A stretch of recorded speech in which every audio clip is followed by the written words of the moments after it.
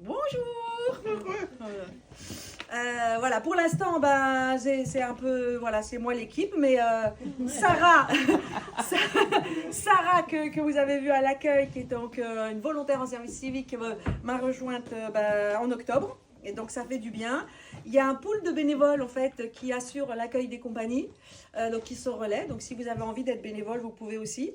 Il faut le faire une fois par mois en fait, voilà. Il y a mon amoureux qui est là, qui m'aide énormément. C'est un homme déconstruit. Ça existe, j'en ai rencontré un. Tous ceux qui sont dans la salle. Ah mais je ne les connais pas, moi je les connais pas. Voilà, et donc en reprenant ce lieu, j'en ai profité pour le dédier entièrement aux autrices, puisque on sait que voilà, elles sont toujours moins jouées, moins produites, moins mises en scène, moins éditées. Donc j'ai dit, puisqu'il y a 99% des théâtres qui sont mixtes, et ici on va faire de la discrimination positive. Et seules les autrices ont le droit d'être programmées. Voilà, donc ici vous ne trouverez que des textes d'autrices, des textes formidables, elles en ont des choses à dire, elles écrivent formidablement bien. Donc si vous-même vous êtes autrice, je ne sais pas s'il y en a dans la salle, vous pouvez m'écrire et on peut imaginer des choses ensemble. Ce qui est bien avec ce lieu, c'est que je fais ce que je veux. Voilà, au moins, voilà. On ne me donne pas d'argent, mais au moins, voilà, je n'ai pas trop de comptes à rendre. Donc pour l'instant, on ne m'a pas encore engueulé de faire de la discrimination. Pour l'instant, ça passe. Donc, on a commencé avec mon amoureux donc, à repeindre les murs, etc. Et je me suis dit, c'est bête de juste donner un coup de blanc sur des murs. Pourquoi que je ne demanderais pas à des peintresses de venir occuper ces murs pour montrer tout leur talent. Donc, j'ai lancé un appel à projet. Je crois qu'Hélène en a parlé à Emeline. Voilà, et Emeline a candidaté, et c'est vrai que quand elle m'a montré ce qu'elle faisait, j'ai fait waouh, vous aussi, voilà.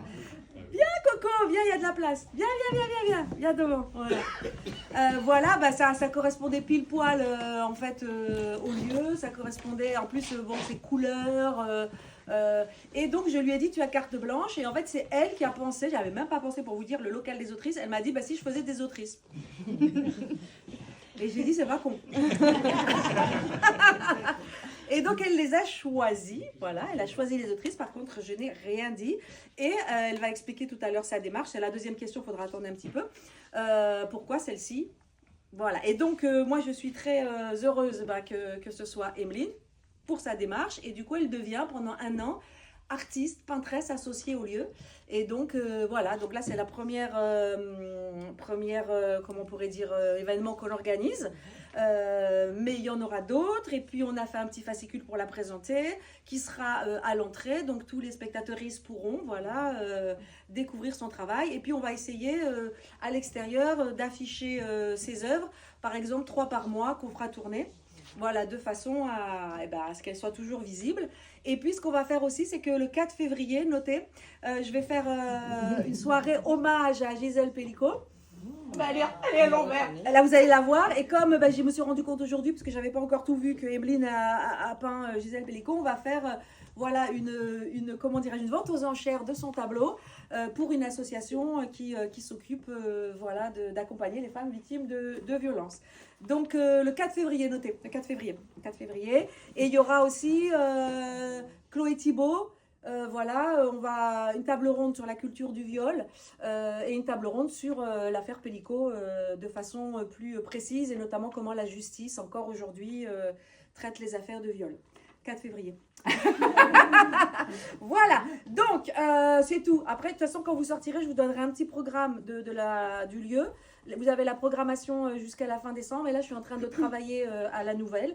Donc, vous aurez à peu près 60 spectacles et aussi des conférences gesticulées, aussi du clown, aussi de la danse, aussi, plein de choses. Donc, n'hésitez pas à revenir. C'est vrai que économiquement, c'est pas le moment de reprendre un théâtre, mais en termes de résistance culturelle et féministe, c'est le moment. Voilà, donc soutenez-nous. Merci. Voilà, assez parlé de moi. Oui. T'as pas pensé À qui? un système de financement qui pourrait venir de nous? En fait, moi, je vais te dire la vérité, c'est que le crowdfunding, en fait, on tape sans arrêt notre famille et nos amis, quoi. Donc, parce que c'est ça, hein, crowdfunding, c'est les deux premiers cercles hein, qui donnent à chaque fois. Donc, si tu veux, je me suis dit, il y en a marre, hein, c'est toujours les mêmes qui financent. Donc, moi, ce qui m'arrangerait plutôt, c'est que vous veniez voir les spectacles, parce que comme ça, en fait, ça aide aussi les compagnies. Voilà, puisque plus elles ont de public et plus elles ont de recettes. Donc, je pense que c'est la meilleure façon de soutenir le lieu, c'est de dire, bah voilà, aux compagnies qui arrivent, vous allez avoir une salle pleine.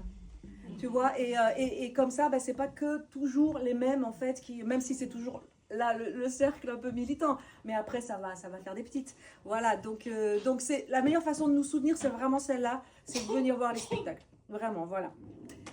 Emeline. Oui. Donc, ça va être une question très généraliste au départ. Hein. Ça va être donc, parle-nous un peu de toi et de ton projet global de peintresse.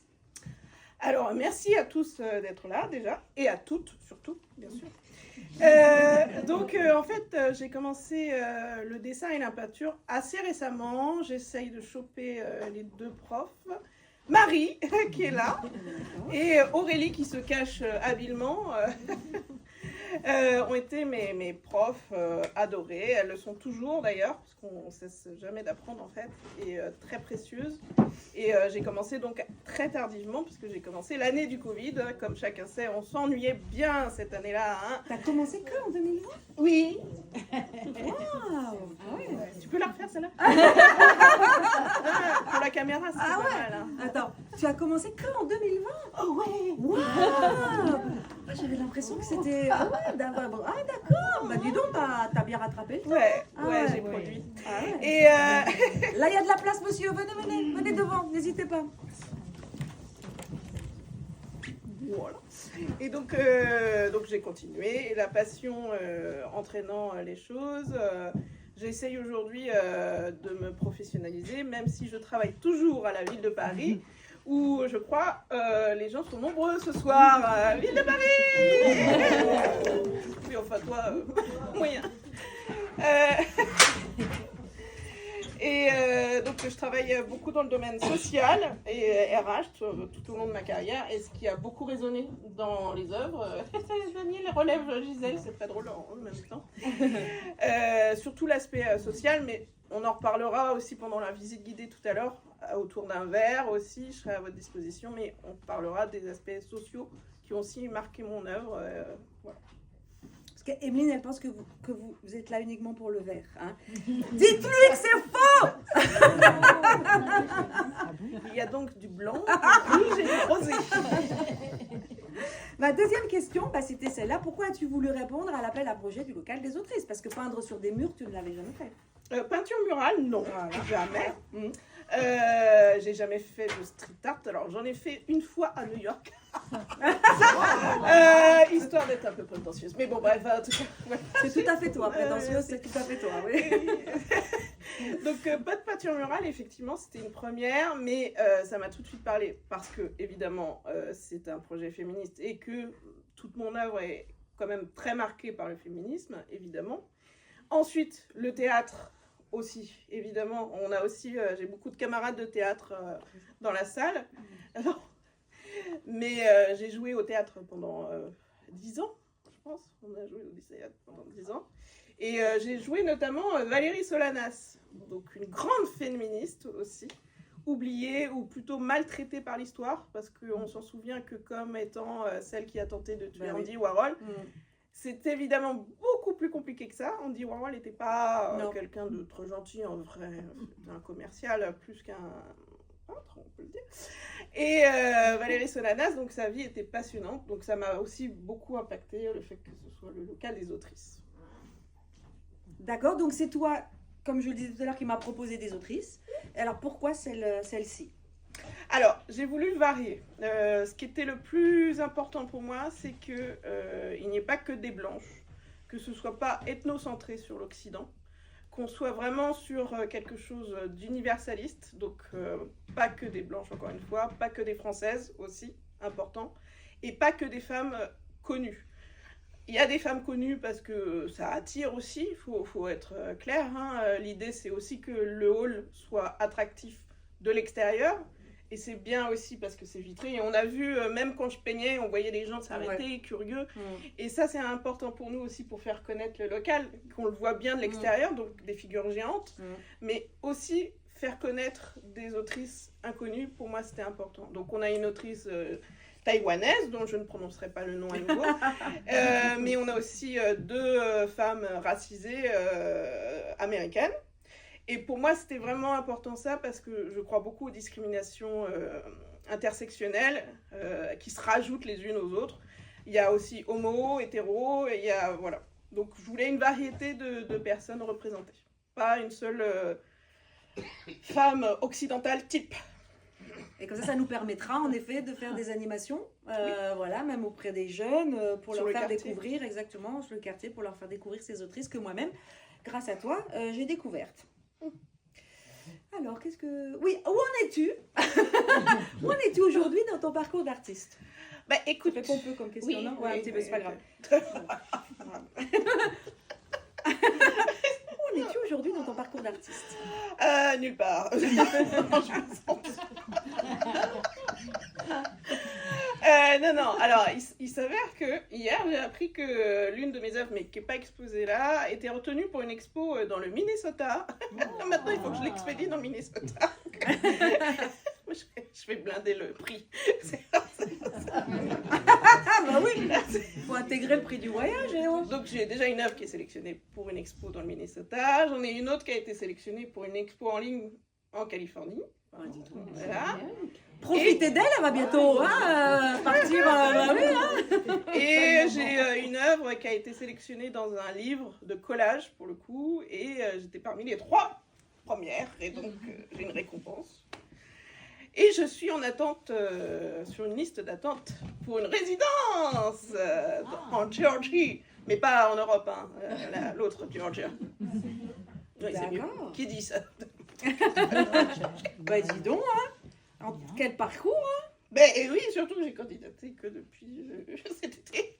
Ouais, tu te rends compte de ce qui t'arrive, c'est génial, il y a une espèce d'accélération là. Ben oui. Formidable, formidable. Alors, tu nous as amené en plus de ce que tu as fait dans le hall 11 de tes œuvres. Oui. Et tout à l'heure, donc après l'intervention, attends, parce que je ne te connais pas encore bien, Betty, voilà. Et tu nous feras une petite visite guidée. Oui, absolument. En même temps que vous aurez le droit de consommer donc du blanc, du rouge et du rosé. Avec du houmous, si vous le souhaitez. Avec du houmous, si vous le souhaitez. Voilà. Et donc, pour une fois, c'est bien parce qu'on pourra regarder les œuvres avec la peintresse qui nous parlera de sa démarche pour chacune de ses œuvres. Voilà. Emeline, du coup, je te rends à la banquette. Voilà. Et j'appelle Betty Parois.